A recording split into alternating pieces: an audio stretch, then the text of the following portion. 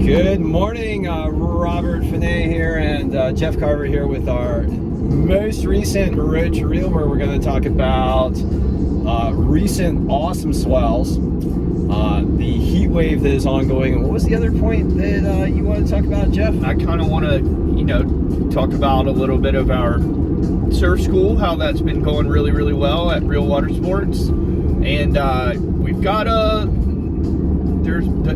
little wave event in the making as we are driving down right now. So this is why we are. What is this, episode 3 of Road to Reel? This is episode 3 of Road to Reel, and we've got another swell incoming that we want to talk about, which is, of course, always super exciting for our surfer friends.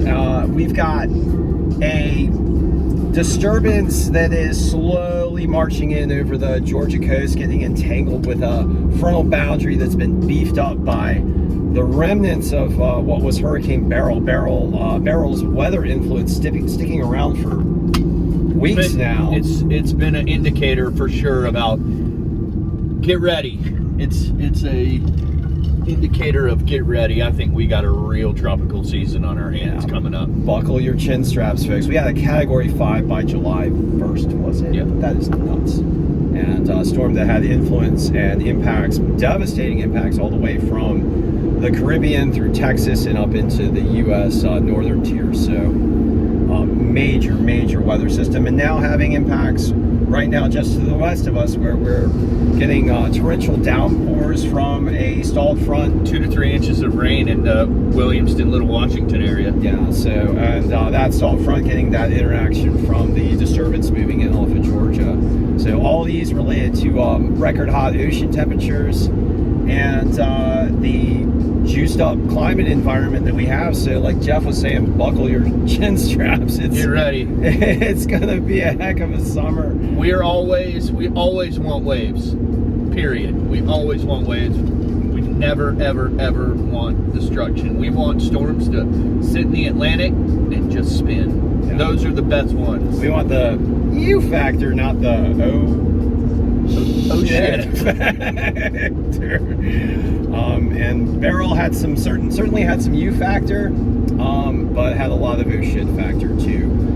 Let's talk about the swell for Beryl and the wonderful waves that we enjoyed July 4th. July 4th waves, they were incredible. Unfortunately, that morning I was incredibly under the weather, so I had to man up and just take a session when I was just feeling like poo.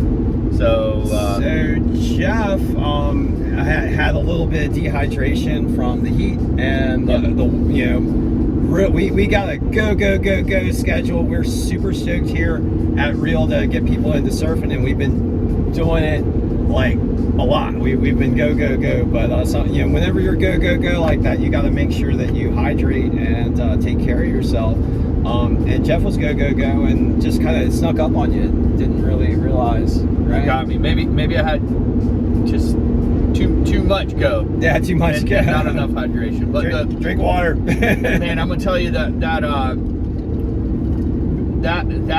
trade swell, hurricane swell combo from Beryl, along with a small northeast element, we had some really good surf.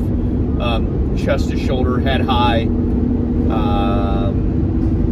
Spread around the Outer Banks, all the way from Nags Head down to Buxton. Surf was great. Everyone got their fill. Very crowded. A lot of people knew about this swell, but I mean, we hadn't had waves in forever. Everyone needed to get some, and it was, we always encourage spread out, find your own peak, don't crowd, but sometimes it's inevitable. Just everyone make sure that you're safe. We got in the water. Jeff got some water in him, and he felt a lot better. And then he was seriously shredding it a little bit later in the day. So what I wanted to highlight is how dedicated legendary Jeff Carver here is to the sport, but how much we all need to take care of ourselves and each other when it's super hot like this, and especially when we're focused on the wonderful waves that are incoming. My experience with the swell from Beryl was like a 3-day event. And we had a great session on the 4th. The 5th in the morning might have been more critical. Yeah, the 5th was beautiful as well, and You got some really good right-handers, man. Oh man! So did Wood. Wood got some really good. Everyone got great our waves. surf buddies got. Well, he was like, we were rolling up, and Trip Foreman, who's one of the owners at Reel, came in and said, what was it? Roll out regulators. And we were like, let's rock and roll, and everyone was catching some great waves. It was so much fun. I mean, we were having a blast in that swell from Barrel. And what would you say it was? Like you said about head high, and for the most part, first day was pretty clean. First day was clean. Second day was, I enjoyed that. I enjoyed Friday morning a little bit more. Obviously, I was feeling better, but I felt like the waves had more punch, more powerful, more critical, breaking closer in. Friday morning was that. I really wish I wasn't on a fish, but whatever. It was really, really fun waves. And I saw you really shredded up on that fish. It's like famous Jeff Carver spray, just like, like 5 feet, 8 feet above the wave. It's just sweet, fun to watch from both the backside and the front side. So I hope I've got some. It's not going to be as big as the Barrel Swell, but this coming Sunday, maybe even tomorrow, Saturday, but Sunday could be pretty fun, man. Looking at some pretty wasted chest, occasionally maybe some shoulder high stuff, but yeah, it's cranking right now out of the south. So this swell, so the difference between this swell and the Barrel Swell, from what I've seen, and Jeff, you can confirm this or deny it based on your observations, but looking at the model data, it looks like this one is going to be a shorter period swell. Yeah, probably 7, 8, 9 seconds. Yeah, 7, 8, 9 seconds, and in the range of about 5 to 6.5 feet. Barrel had some 12 to 13 second interval on it. Yeah, the Barrel was looking at what, like about 4.5 feet, 12, 4.5 at 12, 3.5 at 13. Yeah, 3.5. Yeah. So, and for those of you who are wave nerds, you know that period between the swell is a good way of measuring the wave energy. The period is the time interval from peak to peak, and when you have that long period, it starts to run into the sand. It compresses and it can make those nice big waves and powerful waves that we enjoy. So, so this one's a shorter period swell, but larger waves. So kind hopefully, of, well, larger waves from the outside. Yeah. We don't know what it's going to necessarily look like on the inside. Probably a little bit smaller when it hits the sandbar, because we don't have I think we're going to be having. So Sunday's going to be playful waist to chest high in the morning. Cool. Nice. Summertime, we'll take it. Let's go. Yeah. Find our own bar and get away. Pretty clean on Sunday. Clean, too. yeah. West-southwest winds. Yeah, tomorrow might be a little bit more choppy, but I don't know. What, maybe chest ahead? Yeah. All right, well, we'll see. We shall see. But we are looking forward to another good swell. Yeah, it might even extend through Monday. We'll see. Yeah, it could. So that's exciting. We need it. Need some more waves. Yeah. So we've talked about Barrel. We've talked about the upcoming swell event, which is super exciting. For Jeff's birthday, if it's okay if I say your birthday, is on Saturday. So birthday swell for Jeff, we'll call it. The last one, the July 4th swell. This one will be the birthday swell. Birthday swell. Yeah. We talked a little bit about the heat. Want to talk about surf school? We have had two. Excuse me. We've had 2 record weeks back to back with the surf school. Booked up camps, booked up private lessons. It's been amazing. Coaches have been doing fantastic. So I give thanks to all of them for busting their ass, because I know how hard it is treading water and working with kids for 5 hours a day. I know it. I've done it. Yeah. It is. I know how hard it is. It is, but I also know how rewarding it is. So absolutely. That's pretty cool. But yeah, looking forward for continued growth with the school, and just keep making new riders and having kids and adults alike really just stoked out.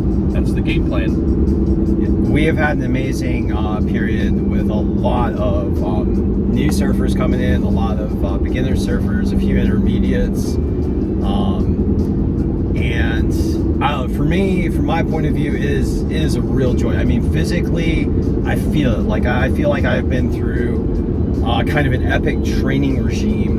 I'm sore in my body, but I'm feeling good in my spirit, you know? That guy's fishing right there on that flat. Oh, there's some dude, he's hooked up! There's some fishing going on in the sound over here. We're golfing at it. He's standing up, fat. Oh my gosh, he looks like he's being dragged back a little bit. He's got a big one, maybe. Surf school's been great. You know, the last thing I want to talk about is tropically, we are in a lull until the next active phase of the MJO. And Rob and I have been mentioning, I think once this next one comes, here we go. So the Madden-Julian oscillation is the flip between wet and dry phases of impulses of weather that move around, but primarily the equatorial regions or the subtropical regions. And when it flips to the dry phase, there's less fuel for tropical cyclones because you have less thunderstorms just in the ocean, less chance for storms to spin up. Dude, there's boats out in this shit. Oh man, they're nuts. It's really choppy and windy today. We've got strong south winds, tilting more toward the south and east actually now.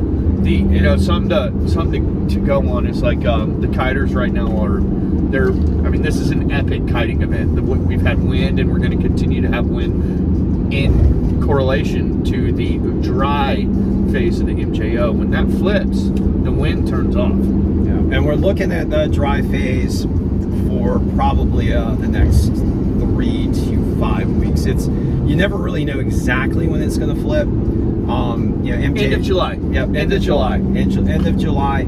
And then once it gets into August and it starts to flip to wet, here we go. Game on for those tropical cyclones again. Not to say that we won't get a tropical storm in July, because the ocean's really super hot, and anytime you get thunderstorm activity over those potential development regions, and there are a lot of them now because the ocean is really hot. The other day when we were teaching, like, you know, in the Outer Banks, when that water gets above like 78, and it's not the clear water that's blown in off the northeast, when it's that south stuff and it's full of seaweed and junk, gnarly. Yeah, it gets all churned up and kind of brown and warm, and it's not a fun scenario. That's when you start to get your like sea lice. There were some critters in the water. Yeah, and just not fun stuff. But yeah, so we've had 78, 79 degree ocean water temperatures off the Outer Banks. With the south wind, it pushes the warm water out. Sometimes you get some colder water coming in. But the water temperatures generally are much warmer than normal now, even in this region of the Atlantic near the Outer Banks, and particularly to our south. And I was looking at the WIX potential maps for what the Atlantic could support, and we've got a region like from south of the Outer Banks out down to Florida, out to past the Bahamas, where the ocean is high enough to support Category 4 and 5 hurricanes. That's right near the U.S. East Coast, and that is not good. So let's just hope we don't get a storm track in that vicinity, where the storm can tap on that super hot water in the Gulf Stream and near the U.S. East Coast, and then slam into us. Well, let's keep our fingers crossed. Yep. Do we want to say anything more about the heat waves or anything like that? Everyone stay hydrated. There's some really bad drivers this morning, man. There are some. Road to Real, we're driving through the canal zone of Pea Island right now. Yeah. And there's a bunch of idiots on the road. There are a bunch of people who are not driving safely, so it's it can be a shooting gallery here. You can feel like you're in one sometimes. But yeah, so everyone stay hydrated. Looking forward to a good swell. Yep. And do we want to wrap up? Let's do it. I'm good, man. All right. Well, thanks for joining us for this third session of the Road to Reel. And we will be back with you guys shortly with talks on waves, weather, surfing, and all the fun stuff as we drive down to Real Water Sports, your location for all things water sports, All things water. all things water. If you're a waterman and you want to be a waterman, you need any gear or training to become a waterman, come down, check us out. We'll share the stoke with you guys. Have a good day.